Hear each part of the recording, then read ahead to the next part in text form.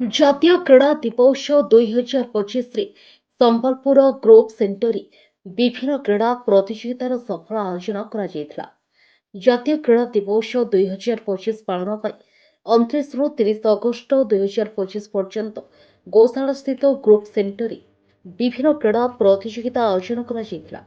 ଏ ଅବସରରେ deputy inspector general Shri Sanjay Kumar ସିଂଙ୍କ ନେତୃତ୍ୱରେ କାର୍ଯ୍ୟକ୍ରମ ଅନୁଷ୍ଠିତ ହୋଇଥିଲା। ଶ୍ରୀ ଅମିତେନ୍ଦ୍ର ନାଥ ସିହ୍ନା ଆଇପିଏସ୍ ପୋଲିସ ମହାନିରୀକ୍ଷକ ସମାପନ ଉତ୍ସବରେ ମୁଖ୍ୟ ଅତିଥି ଭାବରେ ଉପସ୍ଥିତ ଥିଲେ।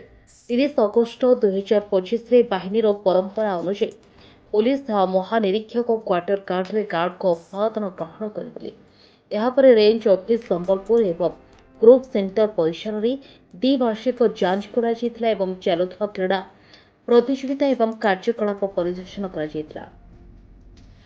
ଭାରତ ସରକାରଙ୍କ ନିର୍ଦ୍ଦେଶ ଅନୁଯାୟୀ ହକି ଯାଦୁକର ମେଜର ଧ୍ୟାନଚାନ୍ଦଙ୍କ ଶ୍ରଦ୍ଧାଞ୍ଜଳି ସ୍ୱରୂପ 29 ଅଗଷ୍ଟ 2025ରେ ଜାତୀୟ କ୍ରୀଡ଼ା ଦିବସ ପାଳନ ପାଇଁ ତିନିଦିନିଆ କାର୍ଯ୍ୟକ୍ରମ ଆୟୋଜନ କରାଯାଇଥିଲା। ଏଥିରେ ଫିଟ୍ ଇଣ୍ଡିଆ ଗଣଶପଥ, ସାଇକେଲ ରାଲି ଏବଂ ବିଭିନ୍ନ କ୍ରୀଡ଼ା ପ୍ରତିଯୋଗିତା ଅନ୍ତର୍ଭୁକ୍ତ ଥିଲା। ଏହି ଅବସରରେ ସୋନପୁର ଜିଲ୍ଲା ବାସିନ୍ଦା ଜାତୀୟ ଏବଂ ଆନ୍ତର୍ଜାତୀୟ ସ୍ତରରେ ପ୍ରସିଦ୍ଧ ତାଇକ୍ୱାଣ୍ଡୋ ଖେଳାଳି ଶ୍ରୀ ଏହସାନ ହୋତା ମଧ୍ୟ ଉପସ୍ଥିତ ଥିଲେ।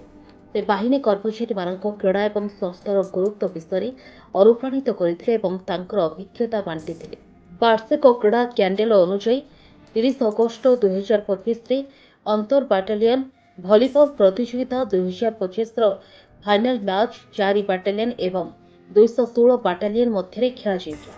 ଏ ରୋମାଞ୍ଚକର ପ୍ରତିଯୋଗିତାରେ 4 ବାଟାଲିୟନକୁ ମୁଖ୍ୟ ଅତିଥି ଭାବେ ଶ୍ରୀ ଅମିତେନ୍ଦ୍ର ନାଥ ସିହ୍ନା ଆଇପିଏସ୍ ପୋଲିସ ମହାନିରୀକ୍ଷକ ପୁରସ୍କୃତ କରିଥିଲେ ଏବଂ ପ୍ରତିଯୋଗିତାକୁ ବନ୍ଦ ଘୋଷଣା କରାଯାଇଥିଲା।